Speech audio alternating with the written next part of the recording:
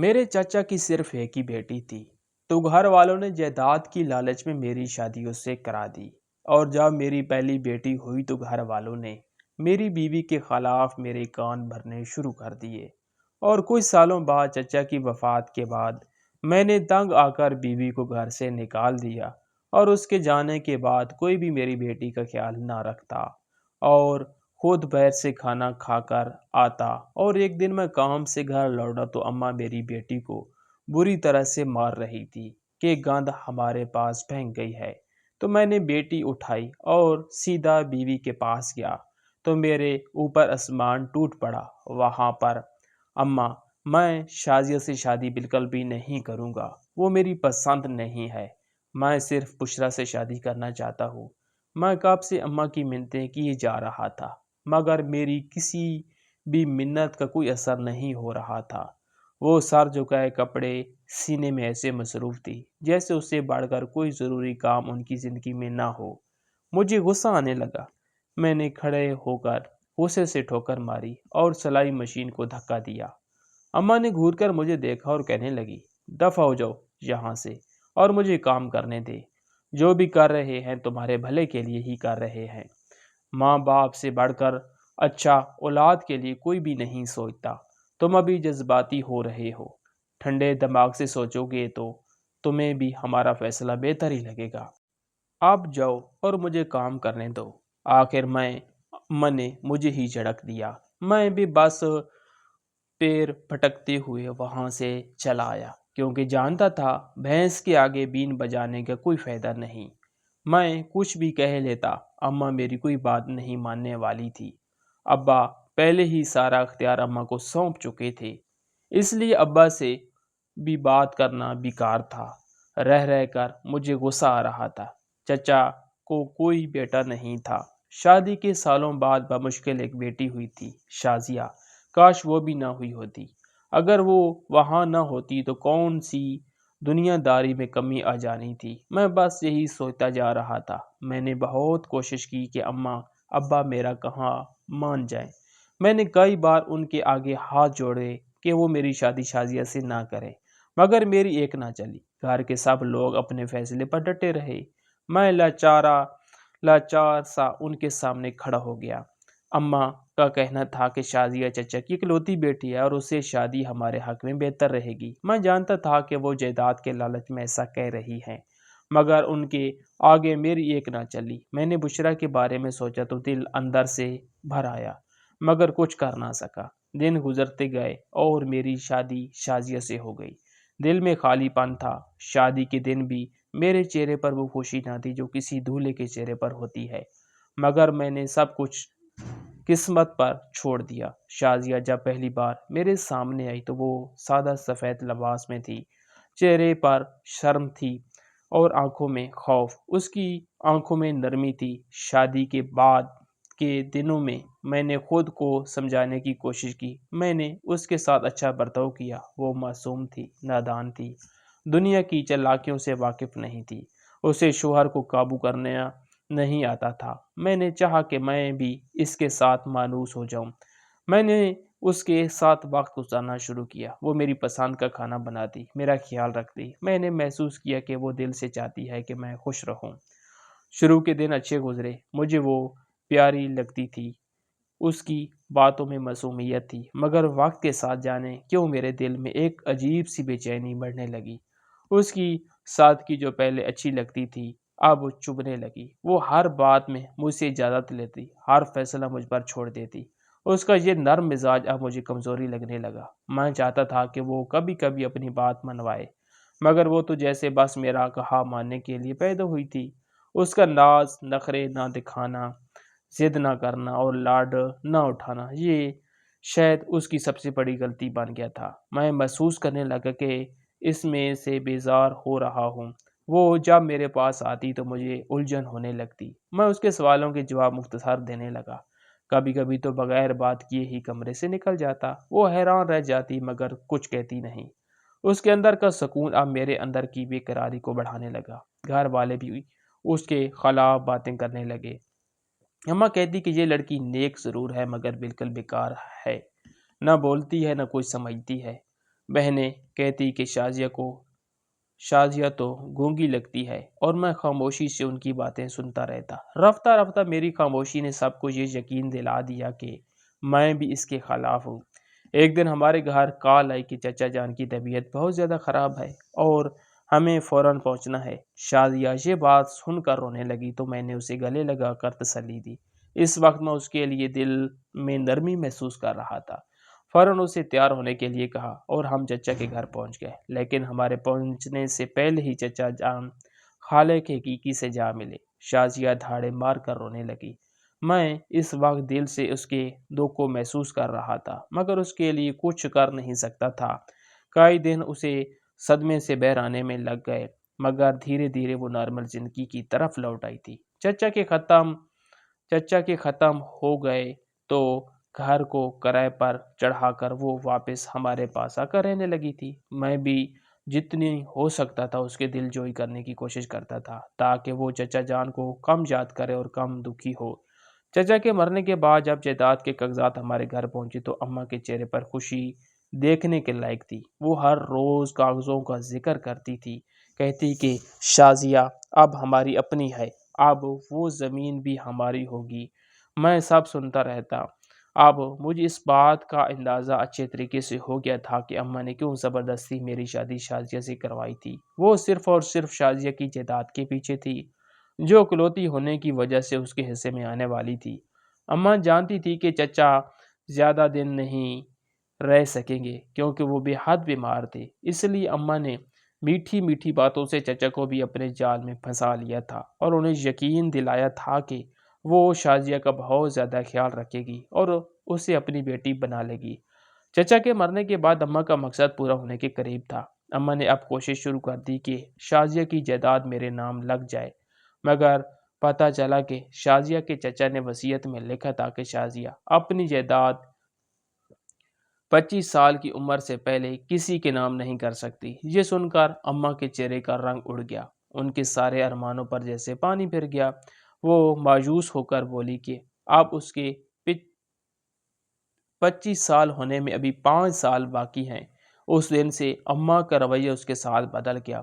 اب وہ ہر بات پر اسے تانے دیتی، کبھی کھانے میں نمک زیادہ ہونے پر ڈانٹ دیتی، کبھی کہتی کہ اس کے آنے سے گھر میں نحوست پھیل گئی ہے۔ شازیہ چپ چاپ سب کچھ سہ لیتی، میں بھی دیکھتا رہتا مگر کچھ کہتا نہیں۔ شاید دل ہی دل میں بھی ان جیسا بن چکا تھا۔ شازیہ اب پہلے جیسی نہیں رہی تھی، وہ بولنا چھوڑ چکی تھی، اس کی آنکھوں میں وہ خوف بیٹھ چکا تھا جو پہلے صرف جھجک کی صورت میں تھا۔ وہ اب ہر کام خاموشی سے کرتی اور دن رات گھر کے کاموں میں لگی رہتی۔ میں اس کے قریب جاتا تو وہ گھبرا جاتی۔ اس کی سادگی اب مجھے الجھن دینے لگی تھی۔ میں خود نہیں سمجھ پا رہا تھا کہ میرے اندر یہ نفرت کہاں سے آ گئی ہے۔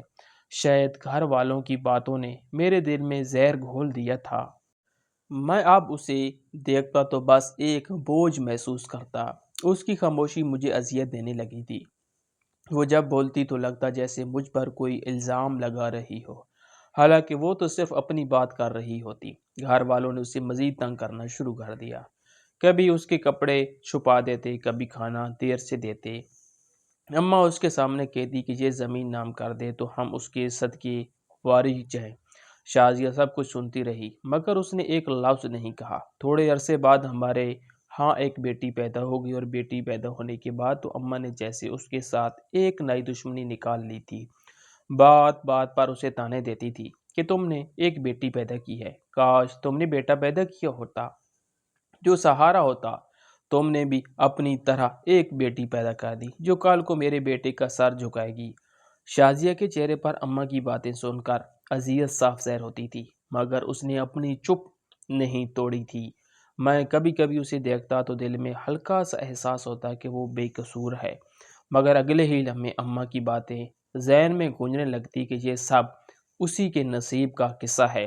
میں اندر سے کھوکھلا ہوتا جا رہا تھا۔ شازیہ کی عمر 20 سال ہو چکی تھی، ابھی اس کے 25 ہونے میں 5 سال باقی تھے، مگر گھر میں ایسے حالات بن گئے تھے کہ لگتا تھا جیسے ہر دن ایک اذیت ہے۔ میں اب اس سے دور رہنے لگا۔ وہ کھانا بناتی مگر میں باہر سے کھا کر آتا۔ وہ میرا انتظار کرتی مگر میں دیر تک گھر واپس نہ آتا۔ اس کے دل میں محبت تھی مگر میرے دل میں اب صرف خالی پن رہ گیا تھا۔ وہ میرا حال سمجھتی تھی مگر کبھی کچھ نہیں کہتی تھی۔ میں نے کئی بار سوچا کہ اسے اس سب کا انجام کیا ہوگا مگر ہر بار سوچ کر چپ ہو گیا۔ شاید میں خود ہی اپنے انجام سے بھاگ رہا تھا۔ شازیہ اب میرے سامنے سے گزرتی تو میں نظریں پھیر لیتا۔ وہ کچھ بولنا چاہتی مگر اب اسے بولنے کی ہمت نہ تھی۔ گھر میں اب روز نئے تانے تھے، نئی باتیں تھی۔ اماں کہتی کہ یہ لڑکی تو ہمارے سر پر بوجھ بن گئی ہے۔ میں نے ہنستی اور کہتی کہ اس کا کیا فائدہ؟ اگر زمین پر قبضہ نہیں ملتا۔ میں سنتا رہا۔ خاموشی اب میری عادت بن چکی تھی۔ میں خود نہیں جانتا تھا کہ میں کب ان سب کے جیسا ہو گیا ہوں۔ شازیہ کی آنکھوں میں اب وہ معصوم چمک نہیں رہی تھی۔ وہ اب ایک زندہ لاش کی طرح گھر کے ایک کونے میں رہتی تھی اور میں بھی اس کے ارمانوں کی قاتلوں میں شامل ہو چکا تھا مگر مجھے اس بات کا بھی احساس ہی نہیں ہوا تھا۔ میں تو اپنی بیٹی کا بھی احساس نہیں کرتا تھا کہ کل کو جب وہ بڑی ہوگی اور اپنی ماں کے ساتھ ایسا سلوک ہوتے ہوئے دیکھے گی تو مجھ سے نفرت کرے گی۔ گھر کا ماحول اب ہر گزرتے دن کے ساتھ بگڑتا جا رہا تھا۔ اماں تو جیسے بس ایک ہی بات ستاتی تھی کہ شازیہ کی جائیداد ان کے ہاتھ کیوں نہیں لگ رہی۔ وہ ہر روز کوئی نہ کوئی نئی بات نکالتی، کبھی کہتی کہ یہ لڑکی منحوس ہے، کبھی بولتی کہ اس نے گھر کا سکون چھین لیا ہے۔ میں تھک چکا تھا اس روز روز کے جھگڑوں سے مگر میں خود بھی اب ان کے اثر میں آ چکا تھا۔ شازیہ کی خاموشی اب مجھے برداشت نہیں ہوتی تھی۔ وہ ہر بار میری بات کو چپ چاپ سن لیتی مگر کبھی جواب نہ دیتی اور مجھے لگتا جیسے وہ مجھے چپ رہ کر کمزور دیکھنا چاہتی ہے۔ ایک دن صبح کا وقت تھا، میں نے کام پر جانا تھا۔ شازیہ ناشتے کی تیاری کر رہی تھی۔ اماں کچن میں آ گئی اور بلا وجہ اس پر چلانے لگی کہ تمہیں کام کرنا نہیں آتا، تمہارے ہاتھ سے کچھ ٹھیک نہیں ہوتا۔ میں نے بھی اماں کا ساتھ دیا۔ مجھے نہیں معلوم تھا کہ میں کیا بول رہا ہوں، بس اتنا یاد ہے کہ میں نے بھی اس پر چیخ کر کہا کہ تمہیں شرم نہیں آتی؟ اماں تمہیں کچھ کہہ رہی ہے اور تم اب تک نہیں دیتی۔ وہ بس آنکھوں میں آنسو لیے کھڑی رہ گئی۔ میں بغیر ناشتے کی کام پر چلا گیا۔ اس دن کے بعد یہ جھگڑے معمول بن گئے۔ اماں اور بہنیں ہر وقت شازیہ کو بات بات پر تانے دیتی اور میں خود بھی روز اس پر ناراض ہوتا۔ وہ ہر بات سہ جاتی۔ میری بیٹی پیدا ہونے کے بعد اماں نے اس کے لیے یہ طعنہ بھی نکال لیا تھا کہ شازیہ نے مجھے کوئی وارث نہیں دیا، شازیہ منحوس ہے، اس کے بطن سے میرا بیٹا جنم نہیں لے سکتا، وہ مجھے کبھی بھی وارث نہیں دے گی، اس دنیا میں میرا نام لینے والا کوئی نہیں ہوگا۔ اماں کی باتیں مجھے بھی ٹھیک لگنے لگی تھی، اس لیے میں نے بھی چپ سادھ لی۔ شازیہ بچی کو گود میں لیے رو رہی تھی مگر میں نے اسے دلاسا دینے کی بجائے بس ایک نظر دیکھا اور پلٹ گیا۔ وقت گزرتا گیا۔ شازیہ بالکل بدل چکی تھی۔ وہ خاموش تھی۔ وہ اب گھر کی دیواروں میں قید سی ہو گئی تھی۔ اماں نے اس پر ظلم کی کوئی حد نہیں چھوڑی تھی۔ کبھی کھانے میں نمک زیادہ ہونے پر برتن اٹھا کر پھینک دیتی، کبھی اس کے ہاتھ سے کپڑا چھین کر کہتی کہ تمہارے ہاتھ نحوست والے ہیں۔ میں ان سب پر خاموش رہا۔ ایک دن اماں نے کہا کہ اب اس گھر میں اس کا رہنا مناسب نہیں۔ میں نے ان کی بات سنی تو دل میں ہلکی سی ہچکچاہٹ ہوئی مگر اگلے ہی لمحے اماں نے کہا کہ تمہیں اپنی بیٹی کا بھی سوچنا چاہیے، اگر یہ منحوس یہاں رہی تو تمہاری بچی بھی اس جیسی بن جائے گی۔ یہ سن کر میرے اندر کا سارا آرام جیسے ختم ہو گیا ہو۔ میں نے اسی وقت فیصلہ کر لیا کہ اب اسے اس گھر سے جانا ہوگا۔ میں رات دیر سے آیا، وہ بیٹی کو سلا چکی تھی۔ میں نے اسے کہا کہ صبح تم یہاں سے چلی جانا۔ اس نے میری طرف دیکھا، اس کی آنکھوں میں سوال تھے مگر لب خاموش۔ بس اتنا بولی کہ اگر میں چلی گئی تو اپنی بیٹی کے ساتھ لے جاؤں گی۔ میں نے غصے سے کہا کہ بچی یہیں رہے گی، یہ میرا گھر ہے، میری اولاد ہے، تم جا سکتی ہو۔ وہ کچھ دیر خاموش کھڑی رہی، پھر بچی کے ماتھے پر بوسہ دیا اور دھیرے سے بولی کہ اللہ تمہیں ہدایت دے۔ اگلے ہی دن وہ چلی گئی۔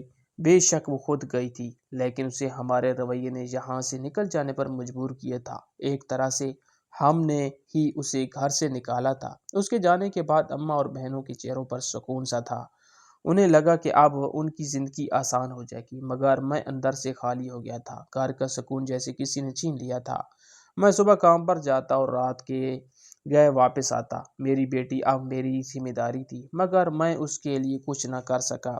نہ میں اسے وقت دے پاتا، نہ پیار۔ شروع میں اماں نے کہا کہ فکر نہ کرو، وہ بچی کو سنبھال لے گی، مگر چند دنوں بعد ہی وہ جھنجھلاہٹ کا شکار ہو گئی۔ بیٹی جب روتی تو اماں اسے چپ کرانے کی بجائے ڈانٹ دیتی، کبھی کبھی مار بھی دیتی۔ میں یہ سب دیکھ کر بھی کچھ نہیں کہتا تھا۔ میں خود باہر سے کھانا کھا کر آتا۔ گھر میں اب خاموشی اور گندگی بڑھتی جا رہی تھی۔ میری بیٹی جو پہلے اپنی ماں کے سائے میں صاف ستھری اور مسکراتی رہتی تھی، اب میلے کپڑوں میں نظر آتی۔ اس کے بال الجھے رہتے، اس کے کپڑوں پر داغ دبے ہوتے۔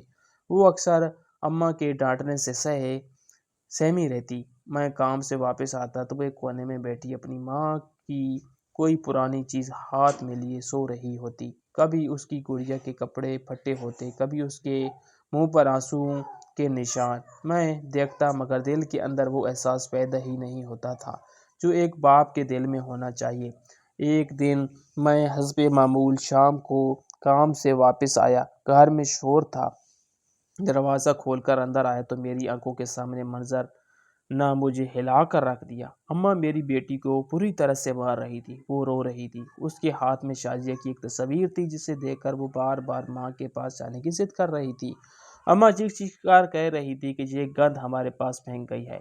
اپنی ماں کی طرح تجھے بھی ہم پر بوجھ بنا دیا ہے۔ میں نے ایک لمحے کے لیے سب کچھ بھلا دیا۔ میں بھاگ کر اس کے پاس گیا۔ اس کے نانے گال اماں کے تھپڑوں سے سرخ ہو گئے تھے۔ میں نے اماں کا ہاتھ روکا۔ غصے میں چیخ پڑا کہ بس کریں۔ اماں چونک گئی، بولی کہ اب اس منحوس کی یاد میں تو بھی ہم پر چڑھ دوڑے ہو۔ میں نے کچھ نہیں کہا، بس اپنی بیٹی کو اٹھایا اور اس کے چہرے پر آنسو تھے، بال بکھرے ہوئے تھے۔ میں نے اس کی گال صاف کی اور سیدھا دروازے کی طرف بڑھ گیا۔ اماں پیچھے سے کہنے لگی کہ جاؤ اپنی بیوی کے پاس جاؤ، دیکھو وہ تمہیں کس حال میں رکھتی ہے۔ مگر میں رکنے والا نہیں تھا۔ میں نے باہر قدم رکھا تو رات ہو چکی تھی۔